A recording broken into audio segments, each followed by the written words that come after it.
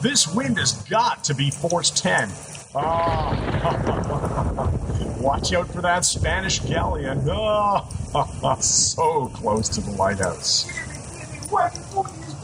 No birds around here in all this vapor. Hand me that harpoon gun.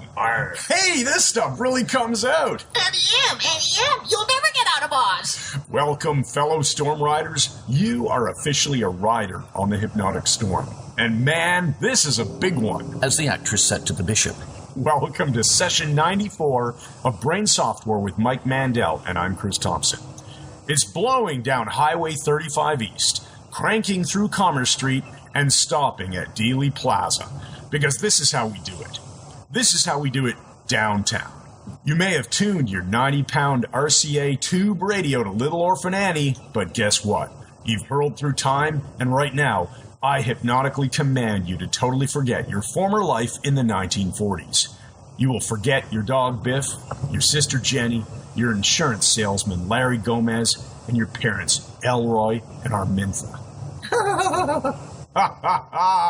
We're not witches! But seriously, folks, whatever happened to that old tranquility we used to know? This is a podcast. A podcast with almost no public nudity or jokes about breakfast cereal laced with DMSO. Yes, this is Brain Software with Mike Mandel, and I'm Jack Ruby. And these are days of victory! So welcome to the very corona of the glands of hypnotic power. Ouch. A man who skips the light fantastic. A man who is sick of shoveling snow. A man who dreams of a better tomorrow with glass furniture for everyone. The walking, talking, Warren Commission of the Hypnotic Highway, Mike Mandel! Yes, Chris! All right, Chris, we are just a couple of days from Groundhog Day, where the woolly woodchuck comes from the ground in North America and determines by the view of his shadow whether there's going to be 6 more weeks of winter or not. It's a weird tradition. It was a good movie, though, with Bill Murray, but we are here. Yes. It's cold, it's snowy. You've been doing a lot of shoveling? I have. There was a blizzard on the way here, but I got a Subaru with 4 winter tires, so I don't care. That's awesome. So today we have a really excellent action-packed podcast for you. Let me tell you what we're going to be talking about. We are going to be talking about how to be at your best. Right. And these are things, some of you will have heard some of these before, but we're going to throw a bunch of stuff at you and let you listen. Here's the pre-frame. Let your unconscious mind cause one of these to jump out, or more to jump out, in a way that will enable you to find something that will transform your life as soon as you begin applying it. You know, Mike, spring is coming soon, and every spring we plant a vegetable garden. And often what I'll do is buy a little envelope of seeds, might be lettuce, what color's the envelope? Or whatever, and I'll plant all of them. And you know what? If just 1 or 2 plants grow, that's great. I get to eat some vegetables. That's interesting, Chris. Oh, there's a metaphor there, isn't there? Yeah, okay, I'll buy that. That's all right. So there you go. Let's talk about a couple of things first. So we have some interesting stories. Stories are the wrong stuff coming up. Yeah, there's some stuff coming up, but then there's a couple of topics that are going to segue nicely into how to be at your best. And so let's first talk about what's coming up. We've got a class actually in Toronto, May 4th. We're teaching a 1-day certification on mindscaping in Toronto. That is May 4th. It's a Friday. The reason we're doing it on the Friday is because we have the amazing Melissa Tears coming in to teach on addictions, dealing with addictions, not creating them. That's good. And that is clarified that. That is May 5th and 6th. So that's the Saturday, Sunday in Toronto as well. So somebody can come in for all 3. Yes, that's the idea. You can come in and spend Friday with us, Saturday and Sunday with us hosting Melissa and her amazing class that we are taking and looking forward to learning her stuff. Absolutely. And it's going to be fun. So you can get the details on all of our live events at MikeMandelHypnosis.com/events. And also, just if you wonder what mindscaping is, check it out online. If you're a therapist, a counselor, a coach, a personal coach, if you're dealing with human beings, you'll find this to be a remarkable tool for bringing amazing change that runs very deep. And yes, you can be certified in it in one day. Absolutely. Now, we want to give a shout out to Robert Smith because I guess our last podcast where you said that you were going to email out the cheat sheet to all the people who requested it. Right. Speaking of which, we should probably just go back and put it in the blog post itself. Probably a good idea. So that it's there for people to download. I didn't know you could actually do that. Yeah, of course you can. Anyway, so Robert Smith, the founder of Faster EFT, got wind of the fact that we were talking about his material and recommending it, and so he contacted us on Facebook, and we had a nice dialogue. Turns out he's coming to HypnoThoughts Live this year in Vegas, and we encourage you all to go. So we're really looking forward to meeting you there, Robert, and we encourage all of you to make sure that you listen to podcast 93, which was all about dealing with negative emotions and just crushing them, beating them down. You've got to knock these suckers down and keep them down. And it all kind of fits together, right? Because if you're going to have an awesome life and you're going to be at your best, get rid of the garbage first. You got to get rid of the worst. Take out the trash before you build the new house. Absolutely. Right? Build the solid foundation. What about this? I wanted to mention the email we got from that really nice guy who just was dealing with relational stuff. Right. That was crazy. There is a topic, and he hasn't given me permission to speak in detail about his situation, so we're going to keep it completely anonymous and just say that we got a really nice email from a podcast listener and fan. And his concern is that he's always been a very logical debater type of person. And so what's happening, just summarizing it, is in his relationship with his wife, whenever he'll get into some sort of logical debate with her, she'll shut down, she'll give him the silent treatment, and he doesn't know how to deal with getting the silent treatment. It was asking questions about how can I improve this, right? And now you read the email. I did. Right? My response, and I want to hear your thoughts on this and what you would do. My thought on this was, don't even let it get to the point where you're now dealing with how do I react to the silent treatment? Back up one step. What is your conversation with your wife an example of? Well, maybe it's an example of spending time together, connecting with each other. And if that's the case, having logical debates with her is probably not a good idea. Save those for other people who you enjoy having logical debates with. Yeah. We have our jiu-jitsu crowd, right? We go out to the pub after. We love having logical debates with each other. It's fun. After a fashion. Nobody gets pissed off. Nobody gets silent treatment. It's great. Well, that's really good. And the silent treatment alone is passive aggression. It's a bad thing in relationships. And one of the things my own father taught me, he taught me two things of note. One of them was go when you can, not when you have to. Yeah. What he meant was if you get a chance to use the washroom, go. If there's one there, just go. Because then you're never going to have to, be stuck later panicking. The other one he taught me that served me well was he said, always keep the communication lines open. No matter how much you argue with someone, in my case, it was my parents or my sister. He said, always keep the communication lines open.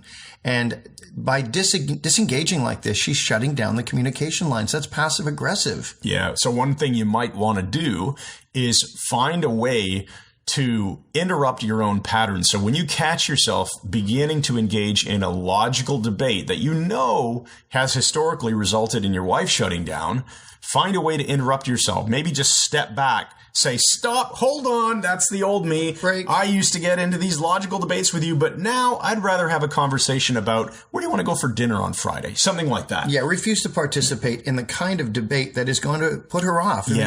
She's just not interested in it. The other thing is, I would add to this, Chris, what John Grinder taught me was he said, you ask yourself if your spouse, significant other is always doing this particular behavior, whatever it is. And I've just noticed one of my programs I've lent you. I must remember to get it back from you. Not now, though. John Grinder said, you must ask yourself, how am I exquisitely maintaining this other person's behavior? Remember, you're in a communication loop. Yeah. And so you're doing something in your behavior that is exquisitely maintaining what she is doing. You must find ways of breaking the pattern. Yeah. Now, he had actually run Theater of the Mind, I believe. In his email, he suggested that. Maybe he needs to run it again. Here's the thing, though. I think he may be running Theater of the Mind.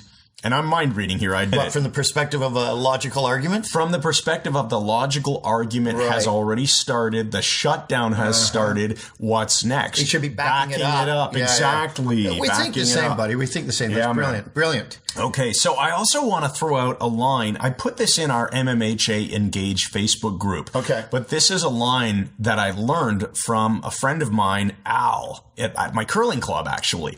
And he's a former union negotiator, very experienced man, really fascinating to talk to. And he threw out a line. He has all these one-liners, and there's a nice alliteration to many of them. Here's one that I love, and it applies to parenting, but it also applies to any relationship and your own behavior. Catch note of this because this is going to fit in well with being at your best. The line is, what you permit, you promote. Oh, that's interesting. Yes. So we haven't talked about this in advance. No, not at all. So here's how it applies obviously to parenting. What you permit. For example, I permit that, okay, my kid came in 5 minutes after curfew and it's no big deal. It's only 5 minutes. You're now promoting that. Was that Centrica or Borderline? Well, they're too young to be out and having curfews and all that. Of course. But the idea being that if you permit something that you've said verbally is not allowed, but you permit it with your actions, right, you're now promoting it. And the same thing goes for your own behavior. So let's say that you have decided you're not going to engage in logical arguments with your wife. Right. And then suddenly get into a logical argument with your wife. If you permit yourself to do it, you're promoting it within your own behavior. If you've promised yourself that you're going to get in shape and you eat junk food on a regular basis, you are permitting that. Therefore, you are promoting that. It's a good reframe. It is a good reframe. It's a really nice line. It's a useful reframe, and that really is the point, isn't it? Yeah. So thanks to my friend Al for that one-liner. And let's move on That's a good one, Chris. Next thing. Let's talk about the Ontario government, where we are. We're in Ontario, Canada. The Ontario government's ridiculous, derisive, and moronic It is absolutely video advertisement we have just seen. Yeah, so Mike sends me an email a few days ago. He says, check this out, podcast material. So I clicked the YouTube link. It's a video. We're going to play the audio in a moment here for you. It's only 1 minute long, but it's a video of the Ontario government promoting quitting smoking, but they do so in such a derisive way, as Mike just said. It's ridiculous. So shall we just cut to the audio here and then come back and discuss it? What you're not seeing is really an attractive young woman who is attempting to quit smoking. She's trying to exercise, and she's starting smoking and putting them out and throwing them in the garbage and having another one. She keeps coming back to the cigarettes. So that's all you need to know is happening in the background. So let's just run that now. Running and smoking, basically. So, okay, cutting to the audio, here it is.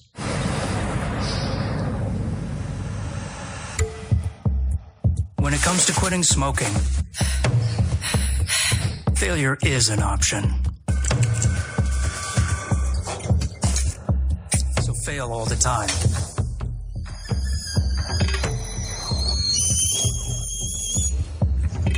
Fail hard. Fail often. Fail, fail, fail.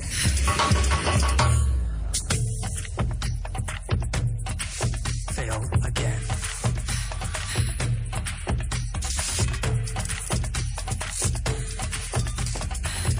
Because eventually, one of those failures will be your last. It takes multiple attempts to quit smoking. So don't quit trying. Visit ontario.ca/quit smoking for tips and support. You know, Chris, it is such a bad commercial in so many ways, one scarcely knows how to begin. So let's unpack this. What is the first thing that you notice that is horrible? Fail. It's okay to fail. Embedded command. Continue to fail. Actually say continue to fail. Continue to fail. Yeah. So it's worse than try. They're embedding in this whole thing. You're going to fail. You're going to fail. It's normal to fail when you're attempting to quit smoking. It's not even implying failure. It's saying it outright. Oh, it's terrible. And you know, the funny thing is, I've said this many, many times. I know people who quit smoking just based on this one simple thing. People who want to quit, who do not quit with this kind of conflict, they're typically looking for a way to quit without quitting. Mm-hmm. And there's no such thing. And when someone finally gets it around their head, the way to quit smoking is to stop. You have to actually stop. There is no other way. When they get that through their head, people sort of get an aha moment and go, oh yeah. And they just stop. But this commercial the implication that you're going to be quitting and starting and quitting and starting because one day, somewhere down the line, Chris, maybe 2 weeks from now, maybe 50 years, when the cancer cures the smoking, finally work. At that point, it'll finally work. Terrible, terrible. Hardwiring and failure. Well, not only hardwiring and failure, but also hardwiring in the belief that it takes multiple attempts. That's normal. That's normal. That is I said absolute normal.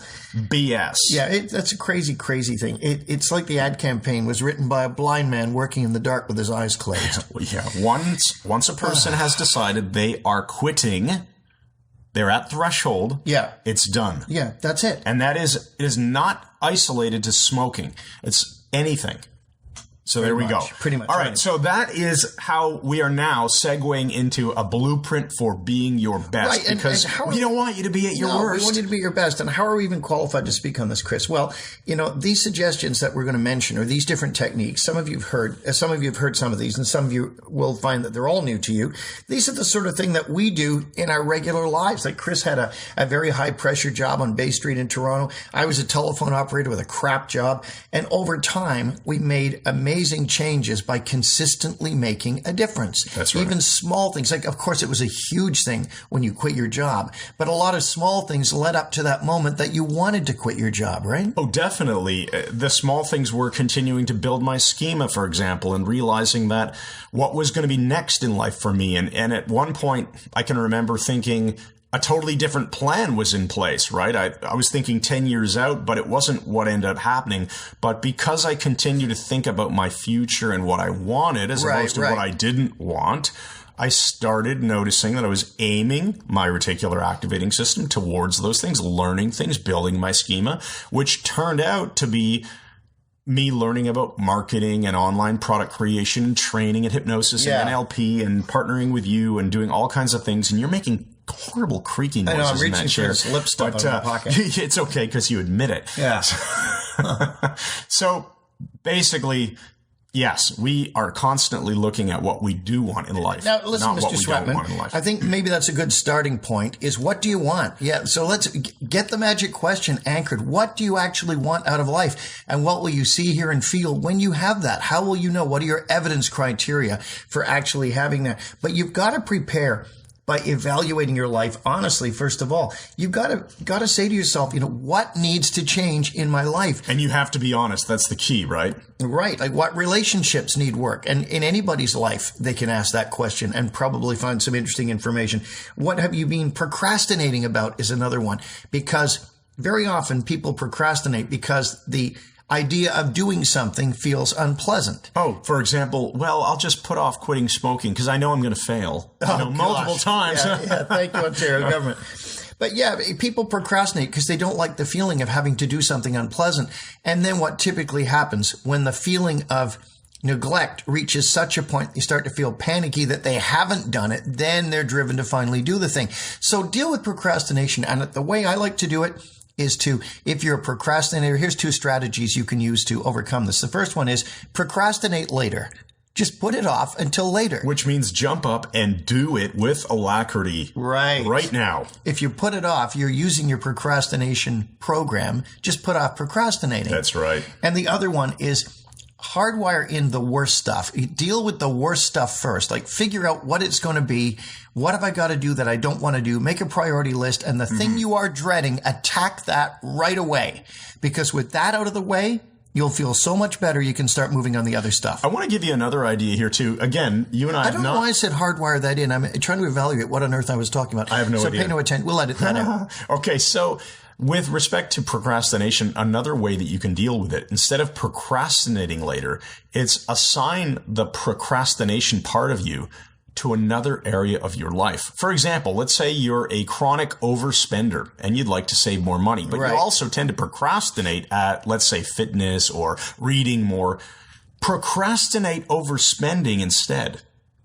Oh, that's kind of interesting. Using the procrastination program, again, in a positive sense. Yeah, just overspend later. And now I'll read this book that I wanted to read or go to the gym or cook that healthy meal or for sure. Whatever it is. And now one I mentioned too was what relationship needs work. That's a great way to improve your life.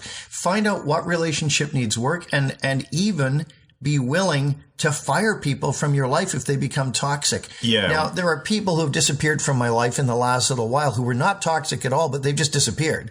But I don't go chasing people anymore. It's just life is too short. But you must evaluate, because if you have toxic friendships where people are dragging you down or undermining you or mocking you or whatever it is, you'll know what it is. Just end those things. Just don't show up anymore. And if you want to flip that around, you can also think about what relationships are you involved in that are important to you, and maybe you're not doing a good enough job. Well, I'm glad you clarified that, Chris, because when you said flip it around, I heard it as, what toxic people don't I have in my life who really need a right to be there? What people in your life are really important to you, but perhaps you're being a little bit more toxic than you should, and how can you fix that? Right. Well, so that's an important thing that's never happened to me. And that's why we say be honest, right? Your first point was be honest with yourself and evaluate your life. And what are the old tape loops that you play? Like, what are the things you run in your head over and over and over? And this is one of the ways that I can blow it if I'm not careful. I can get something in my head and just keep running something that is not productive. And I'll give you an example. There was a guy I haven't seen in 20 odd years, and he was a pest. He really was extremely dickish and a nuisance and would break people's stuff just to get attention. Oh, did I break it? Oh, well, any attention was good. He was a narcissist. So even bad attention was attention, and he was happy with that. And the number of times, Chris, I would find myself doing some mundane task like brushing the snow off my car and thinking of this guy and running programs about him in my head of things he did 20 years ago, 30 years ago. And I've just started that, the Melissa Tears thing you got from John Overdorf. It's brilliant. Stop. Say stop. And I push the picture of him away and say, I'm done with that. I'm living a good life now. Yeah. And what happens is those neural pathways will atrophy. They will be pruned. And you start building in new pathways of living a good life, which is way better. Yeah. And in fact, probably a good time, since we brought up Melissa Tears, she has a wonderful book called The Anti-Anxiety Toolbox. Really good toolkit. Yeah. One of those. Anyway, you can get it as a Kindle book. It's probably only about $10. And if you're looking for new patterns, her stuff's great. Yeah, it really is. That's why we're bringing her to Toronto May 5th and 6th. You'll see it at MikeMandelHypnosis.com/events. Sorry, I talked over the URL. You hate it when I do that. Yes, don't talk over my URLs. Now, another thing is, what about big stuff in your life? Are there any fires to put out? Yeah. Like, what is your blind spot? What aren't you looking at? I'll give you a classic example. I've got a friend. I don't know him real well. I'm more of an associate, an acquaintance. But this guy let his marriage just burst into flames. It was burning out. This guy got depressed, spent all his time indoors, stopped shoveling his driveway. I'm mentioning snow a lot, notice. Wouldn't do anything, wouldn't help his wife, and she was a very, very nice woman, and she just kept putting up with it and putting up with it. And he didn't realize his marriage was falling apart. How many metaphors can we throw at this? They put him on more and more meds to handle his depression. Finally, he just lived on the couch in his underwear and gained about 80 pounds. And she just one day said, enough. Yeah. And that's it, and he wound up in the psych ward. She saw it coming. But if he had nipped this in the bud 3 years ago when he started on this slide and said, okay, getting depressed and anxious all the time is not acceptable. Ignoring my wife is not acceptable. He probably could have salvaged that relationship with this great woman. Absolutely. In fact, me being a guy who's a big science fan, physics guy, engineer. Okay, Newton's laws of motion, right? An object in motion will stay in motion unless a force is active upon it. Actually, let's clarify that. An object will tend to maintain its current state of motion. That's right. An object at rest will stay at rest. But if I say maintain its current state of motion. Okay. Well, it's not whatever. It's correct. They're both correct. Mine is a little bit more correct because it's more cozy. Because it's simpler. Mike is correct in saying that it's simpler. We're both saying the same thing. Point being, it is a metaphor. You're right. You allow yourself to get on this slide, this downward slope towards crap, which is another metaphor, obviously. Newton. It will continue. Your life will continue to move in the direction that you let it start moving in. Right. All by itself, unless you change it. And it'll gain momentum. So if something bad has started to happen and you don't actually put force into play to stop that, put the brakes on, it will continue. It will get worse and worse and worse. Do you want that to happen? I don't think so. No, it's always easier to fix bad stuff if you jump in early.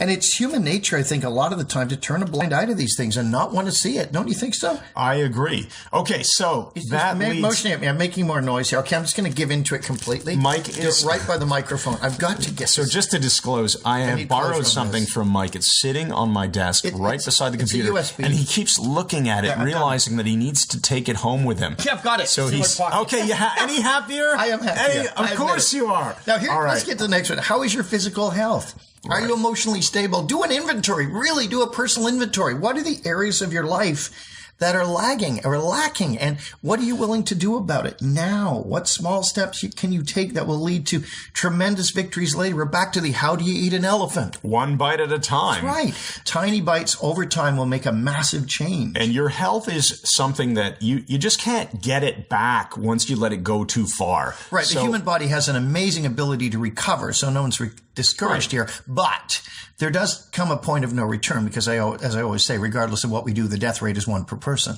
And if you love yourself, and it's important, and my wife and I are actually really working on making sure our kids understand this. So the self-esteem thing? You must love yourself. Care enough to do something about yourself. And if that's true, if you do love yourself, which you should be the number one person in your own life. I think people typically are, but I think they go about it the wrong way. Mm-hmm. They'll spend more time buying designer clothes and getting the perfect hairstyle than they will worrying about what food they're eating or whether they're exercising it and that sort of thing. It gets misplaced.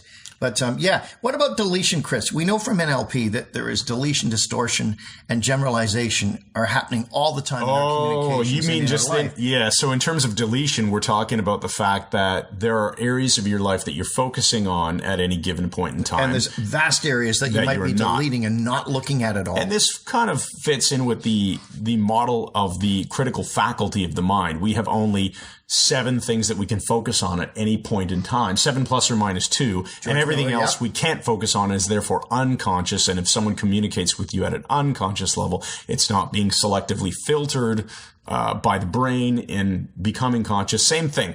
Areas of your life that you are not thinking about that are just happening. Those areas are running on autopilot, right? Autopilot's a dangerous thing. Especially if the autopilot is heading down that negative slope, driving you into the ground. Well, this is the idea, right? If we're talking about the Newton's laws of motion thing that we were just discussing, and if something starts on a downward slope and you don't do anything about it, it will stay that way. Therefore, if it's also out of your conscious attention because it's being deleted, you're just going to wake up one day and notice that a huge area of your life crashed. Yes, and this is the difference between suppression and repression. I'm feeling kind of depressed, Mike. I can see that. You're rattling your chair. Suppression and depression. Yeah, Chris, this is an intervention. The cameras come in with Oprah. These are Eckhart Tolle, everybody comes in and helps you. So, suppression and repression. Suppression is when I don't want to think about it, don't want to think about it, and then eventually it becomes repression. You're not thinking about it, and you can delete vast parts of your personal experience, which is dangerous. Now, what about people who are compulsively negative? Do you like being around them?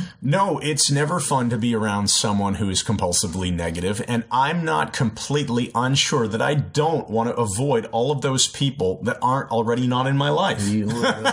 Stacking negatives just for fun because we can. You freak me out there. Yeah. What did you want to say? Do you like the new thing I'm doing? Just start making the Jaws harp sound. It's like a didgeridoo. No, that would be.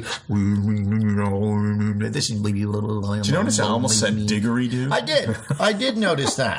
Okay, so what do you want to say about negativity and people? And complaining, it's what you focus on. You know that whole thing about what you resist persists. Mm-hmm. And it's just as easy to see the cup as half full as it is to see it half empty. Mm-hmm. To program oneself for failure, program oneself for things going wrong.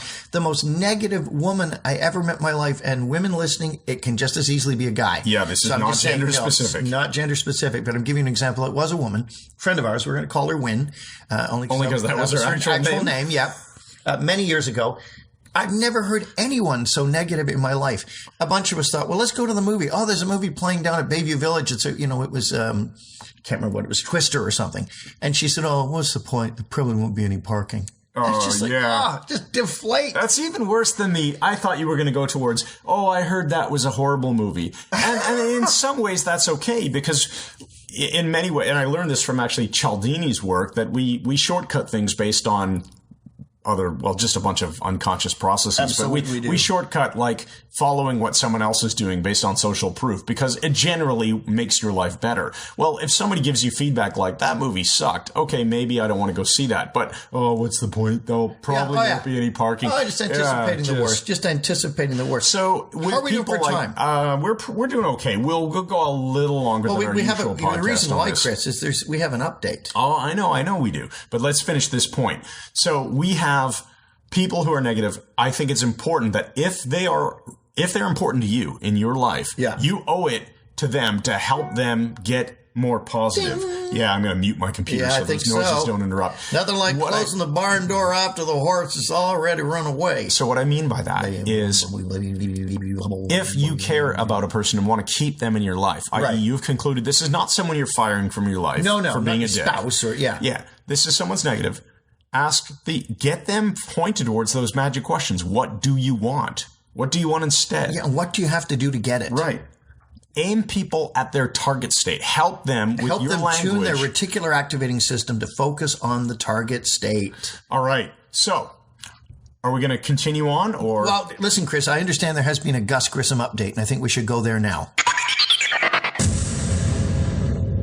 Yes, Mike. There has been another astounding Gus Grissom sighting. This comes from Roger Frenulum in Sao Paulo, Brazil. Roger writes, on the weekend, I had occasion to attend the Zardoz Punk and Metal Festival in Maracana Stadium in Rio de Janeiro. There were some great bands there, including the Blood Howitzers, Balsamy, and the Blue Daffodils. I was especially looking forward to seeing the Beater Boppers and, of course, the Razor Wire Children's Choir. I watched some great bands and the day wore on in the hot sun, and at dusk, the headline band came out to play. They were a power trio called the Mandela Effect and were really loud. About 20 minutes into their set, the drummer took off his ball cap and wiped some sweat from his brow. It was Gus Grissom. I'd recognize that brush cut anywhere. I attempted to take his picture, but a tall man in a black suit and sunglasses smashed my iPhone and escorted me out of the arena. It was too bad because they were a tight band and I was enjoying their set. Roger said that Grissom was an excellent musician and had the name Virgil on his bass drum, superimposed over the NASA logo. He appeared to be very fit and in good health, but was a little tired-looking around the eyes. Chris, that is unbelievable. Just unbelievable. What on earth is Grissom doing now he's in Brazil? I do not know, but it is time to get back to our bullet points. Okay, buddy. So, where do you want to go next? Well, we left off with, before the commercial break, at removing toxic people from your life. Let's talk about this one. Evaluate. Who else will this affect? Oh, that's a great one. Okay, so ask yourself, who else will this affect? So talk about that, Mike. Okay, so if you're going to make a change, evaluate who will benefit from the change apart from you. If this is someone who's significant to you, this will be a very, very powerful thing. And this keeps us from selfishness as well. If we make a massive change in our life, but the overall effect is it wrecks our family, that's probably not a good thing. Absolutely. So find out who's going to benefit from it as well. And how will you feel about that? You can also use my add remove protocol. And you just ask yourself the questions, what are you going to immediately remove from your life? What is toxic? Who is toxic? And then what are you going to add in its place? What's empowering and nourishing? And what steps will you absolutely take today to improve the quality of your life? Right. And it's important that whole add remove protocol. Yeah, horrible. Just horrible. You've got to have a way to do it, right? So if I want to remove something from my life, generally that's pretty simple. It's just a question of if it's a person, I stop hanging around that person. If it's a job, I quit that job. If it's a food that I don't want to eat, I just stop eating it. But adding stuff, if it comes to adding something that you don't have the ability yet to do, you need to develop that ability or gain those resources, right? So you have to find out what is it that I need to do to develop the skills maybe required to do this performance, to have this ability. And then make it happen. Mm-hmm. And by doing it over and over and over, that's how you hardwire something in. That's how you get your brain activated through neuroplasticity to make change. You have to repeat it. And when you find yourself stuck in terms of not necessarily having a solution for how I'm going to get X that I want to add to my life, use empowering questions. Right. Which empowering questions? You're going to make questions that will be in line with your key values, what's most important to you in life, and put them where you're going to see them. Make the questions filled with presuppositions. So you're saying things like, as I have a great day today, how will I ensure my spouse also has a wonderful day? So you're already building in the presupposition that you're going to have a great day. It's interesting to think about this here, just to stop for a brief moment and talk about how this relates to hypnosis or hypnotherapy. All of this stuff, as you're listening, you can realize that you can use it in your own life. You can help your friends, your family, your colleagues, whatever it is. You can help all the people that you care about in your life just by, and yourself, by asking yourself the right questions, by using language to move people towards their target state. But if you're a hypnotist, you are now using this wrapped around this context of a hypnotic trance, or doing an interview process with your client, or helping them as they're leaving their office, pointing them towards what's next. That's immensely powerful. This is all very, very simple stuff to be using in your change work, formally with clients or informally just as an everyday person running an everyday life. Right. And we're back to, Chris, remember I've said many times, everybody has something to offer. Everybody has a story to tell if we can draw it out. And my question is, what talent or ability do you have that you can use unselfishly in the service of other people? How will you give back? There's something about giving back to others. It's a great thing for those who are depressed. People who learn to give back to others, a lot of the time their depression disappears. I've heard. Yeah, well, I suppose if it makes you happy, then it's going to. Well, that's it. It's getting our minds off ourselves, right? It's getting our minds off ourselves and onto someone else. So as we're going through these, you've heard us talk about the one word already. Find your one word if you haven't done that yet. My word onward is working spectacularally well now. Definitely. And your management word, how's that working out for you? My word management is causing me to. It's really interesting because, so let's stay away from the business piece of management, which really was that whole managing my time and managing what tasks I do. But the part of it that also applies is managing my states, ego states. So every time that I catch myself about to enter, or let's say just having entered a not so productive ego state, maybe not about to have a particularly productive conversation or behavior or whatever it is, I'm catching myself kind of meta-analyzing it and going, hey, you're not in the right state here. Change it. Right? Oh, so you're even managing your own states unconsciously now and starting to notice. I'm starting to unconsciously notice because I have installed that word management, and part of what that word means to me is management of states. Yes. If I am beginning to slide down a slope of not being in a useful state, or being in an unresourceful state, it doesn't mean I'm automatically fixing it. I'm consciously fixing it. You're becoming aware of it, though. But I'm automatically, which is unconsciously, noticing it. That's nice. Being aware is the first step. And so that's really powerful for me. Another thing I'd like to add, Chris, is that tell people, if you've never studied the Enneagram, Get a book on the Enneagram. ENNEAGRAM means 9-pointed figure. Rizzo and Hudson, they did Wisdom of the Enneagram. It's a great starting point, as is anything by Beatrice Chestnut or Helen Palmer. Those are tremendous authors, and it will give you a lot of self-knowledge. I won't say any more about it, but self-knowledge is a wonderful gift. Right. And you'll flourish as a result of learning your Enneagram type. All right, where do you want to go next? Well, I think we're pretty well wrapped up here, buddy. We have to go to our empowering questions. Okay, so you already did an empowering question, but that was a bonus. So now we're going to put the one in that we actually wrote in advance for you. So here it is. What did I hear in this podcast that I'm absolutely going to apply today?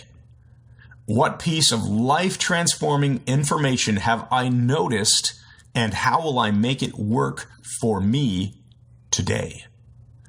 And now, Chris, we get to the metaphor, and this is called the missing third course at the Indian restaurant. Okay. And you're familiar with this story because this happened less than 2 weeks ago, about 10 days ago. Oh. We have an Indian restaurant near where I live. It's North Indian. My wife and I have eaten there once a week for over a year and a half. We love North Indian food. But there's another one that is South Indian food that's a little further away, and sometimes I like dosas and what they serve. And my wife and I go there about once or twice a year. And we always order the same things. We order the same 3 courses. We start with devil chicken, which I say, I want it Indian hot, not white man hot. And they always understand. We also, Heather has a cheetah beer, which is a specific kind of beer from which I got the font that my tattoo of my cat is on my wrist. And then we have masala dosa, which is the crepe pancake rolled up with potatoes in it. And then we end with chana bhatura, puffy bread with chana with red onions. Wonderful. Now, those 3 are a perfect meal split between 2 people with rice. Not people with rice, but when you put the meal with rice and split it between 2 people, it's perfect. Anyway, we went to the restaurant, this one I mentioned before, and there's an alcove, all wood. So you go through double doors. There's an alcove, an entry with more double doors, also wood. And then you go through those into the restaurant itself. And it is full of, you'll remember this, Chris, wooden lattice work. The ceiling, there's room dividers, all this wooden lattice, very dry wood, even around the windows. And so we sat down, ordered the first course, the devil chicken, ate that. Ordered the second course, the masala dosa, ate that. It's not a Ken Sweatman story. My wife said, okay, we're going to get the third one. And I said, I don't know if I feel like it. She said, well, I still want it. And I said, okay, well, you order it. We'll take it home, anything you don't eat. And then she said, well, I don't know if I'm that hungry. And I said, you know what? I just got a feeling, let's just skip the third course and go home now. She went, oh, okay. So we got our bill. I went and paid. We walked out through the alcove to our car, 70 feet away, got in the car, snow everywhere, shut the door. And she said, oh, look, the restaurant's on fire. And what? I turned around. There was a display they had in the alcove with candles. It had started a fire. It had happened since we'd left the restaurant, those 30 seconds. And it was spreading up the wall really fast with all the wood. I sprinted back in, flung the door open to the restaurant, which drafted it, and immediately the flames leapt up the dry wood of the wall and just started yelling, fire, fire. And everyone just sort of looked at me, and I yelled, fire, the restaurant's on fire.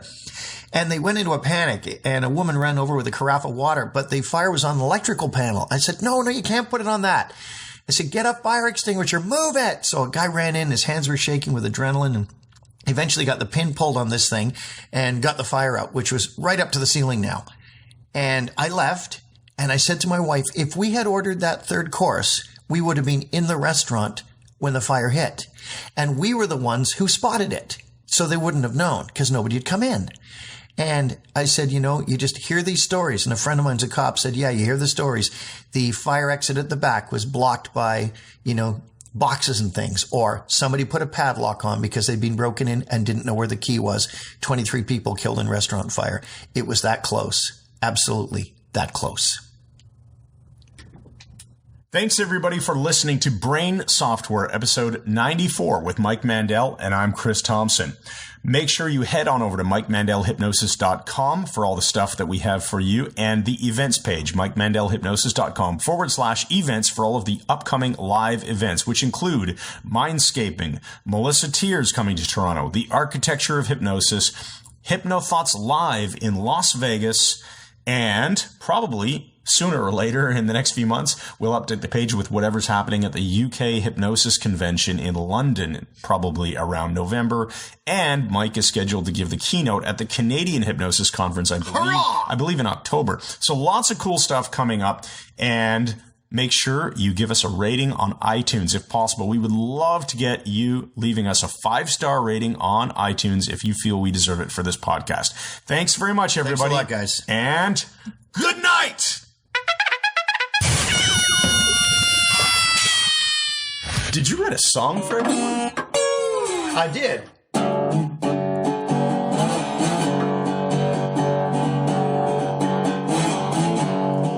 hypnotist went riding out one Tuesday night. He put a subject in a trance and then he said, that's right. When all it was a matter of strip raiders he saw through the ragged sky and up the cloudy draw. The brands were still on fire and their hooves were made of steel.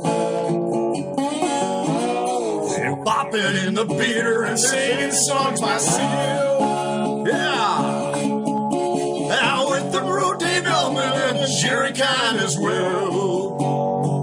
His summer time's closing in, and he heard their mournful yell.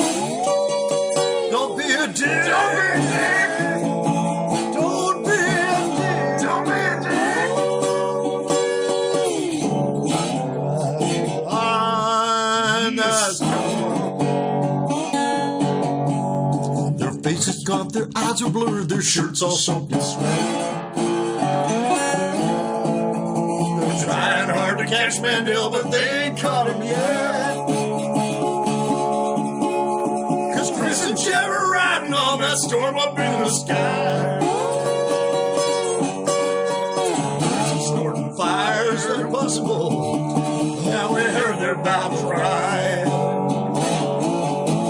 Don't be a dick, don't be a dick, don't be a dick.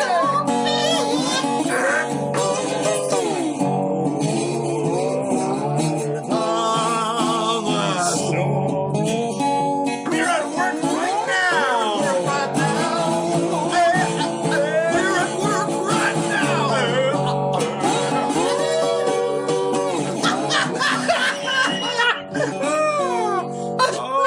That's our finest work. Absolutely.